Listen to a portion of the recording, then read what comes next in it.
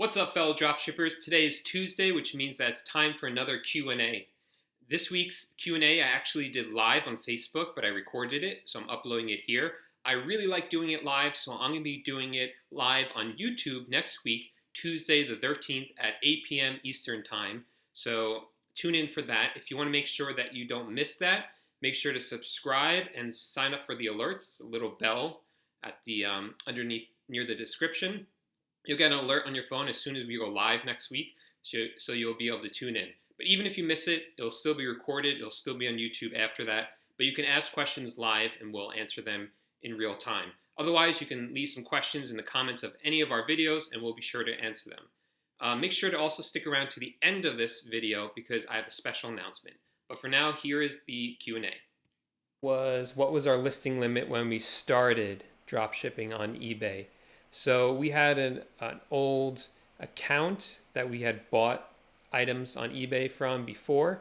So when we started out, our listing limit was 50 instead of most people only get about 10 when they start. So having 50 definitely helped. So if you're just starting out and you have an account that you used to buy stuff with, check what the listing limit is on that, or see if maybe a family member or friend has an old account because it might have a higher listing limit on it. How do you start? How much ads have you wasted? We don't spend money on ads for eBay dropshipping. How to hire virtual assistants? The short answer is that we go to Upwork.com. It's really easy to use. You can sort by what area you want to hire people from. So Asia or America or the Middle East, wherever you want your virtual assistants to come from. You can change how much you're going to pay them, rather filter, and also look at all their experience that they had from before you started hiring. And you can find some great virtual assistants on there. I'll probably do a more in-depth video about that because finding the right VA is really hard if you don't know what you're doing. But the short answer is that we use Upwork and we've had a lot of success with it. Zane wants to know how we market the products if not spending money on ads. We just sell on eBay. That's it. And people come to eBay to buy stuff.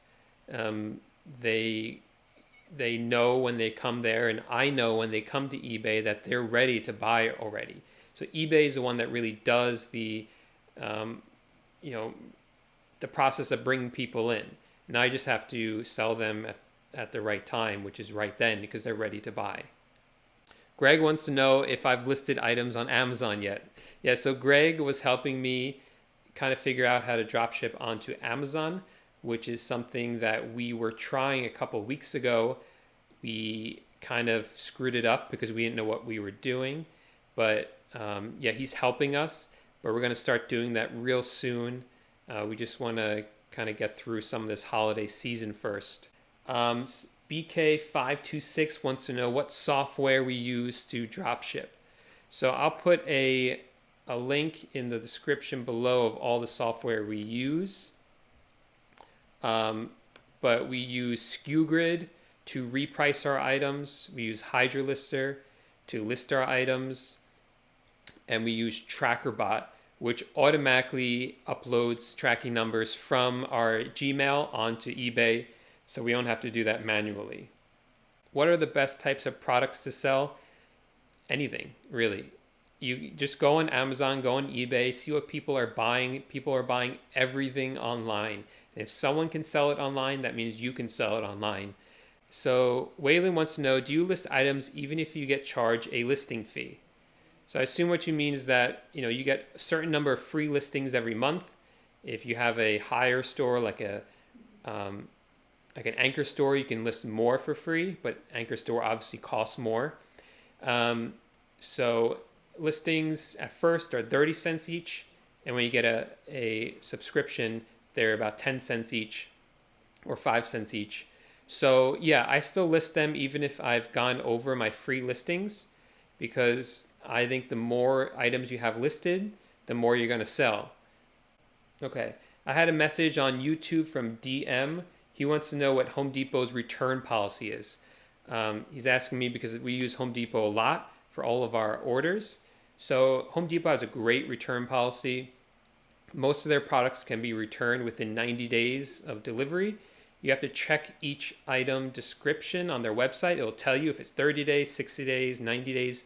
Usually it's 90 days, and they'll take it back for anything. They'll actually pay to have it shipped back to them, and they'll even have UPS come pick it up from your customer so that the customer doesn't have to drive out to UPS to drop it off themselves, which customers really like because customers hate the hassle of going to a UPS store and dropping it off. So it really makes things easier and makes your customers like you more. On eBay, you really don't have to upload a tracking number. You have a tracking number uploaded percentage, how many have uploaded on time. If you upload all of them on time, you get 100%. If you're late, it drops down and down and down. That does not affect your eBay metrics. You'll still get ranked well on eBay, even if your number is low. eBay doesn't care about it. But you'll get a lot of customers saying, where's my order? Where's my order? They can give you bad feedback saying, I never received a tracking number. And that feedback's valid because they never received a tracking number. And also, yes, for PayPal, or if the customer comes back and says, I never received the item, even if they did, if you have the tracking number uploaded, then eBay will see that and PayPal will see that, and you won't have to refund the buyer. Devin wants to know what my handling time is for drop shipping. So on eBay, we do a 3-day handling time, unless we know that the product is, for some reason, takes longer to ship out. And that's based on experience, really. Some items just take longer, and we have to then change the handling time for that item. What to do? John wants to know what to do if an item is out of stock at your supplier. So if an item is out of stock from your supplier, it really does stink. But the best thing to do is to first try to find it somewhere else from another supplier. So let's say it's a screwdriver from Home Depot. You can look on Lowe's for the screwdriver. You can look on Amazon and Walmart. See if anyone else has a screwdriver. If they don't, then you have a couple options. One, you can contact the customer and say, we're sorry, this item was actually out of stock, or it was destroyed somehow, is broken, so we can ship you out a similar item if you want, or we can cancel a sale and see what they say. Another thing you could try is just saying it's out of stock or is destroyed somehow, and we don't have any more in stock right now. Do you want us to cancel a sale, or do you want to wait till it comes back into stock? Or what you can try is just shipping them another item without asking them. So if it's just a generic screwdriver, maybe you can find another one that looks similar and ship them that one instead. The only thing that you do not ever want to do is to cancel the sale, and when you put the reason for it, you put the reason as out of stock or item was damaged. When you cancel a sale, you always want to put buyer asked to cancel the sale, even if it's not true, because otherwise it looks bad for eBay. It messes up your metrics. So try one of those techniques. The last one I gave you about just shipping them the wrong item without letting them know, some people have success with that. I've tried it. I've had bad success with it, bad luck with it, because the buyers don't like it. It's a hassle to have to go through the return. The best thing you could do is communicate with your buyer. I wouldn't tell them that you're a drop shipper. I wouldn't tell them that it was out of stock when they bought it. I would just kind of come up with some good sounding excuse, apologize, and try to make it right for them. And that usually works. All right, guys, thanks for watching that. If you liked it, please give it a thumbs up and subscribe to our channel if you want to see more content like this. This is just a reminder that next week on Tuesday the 13th at 8 p.m., we're going to be doing this live on YouTube. So make sure to subscribe so that you don't miss that.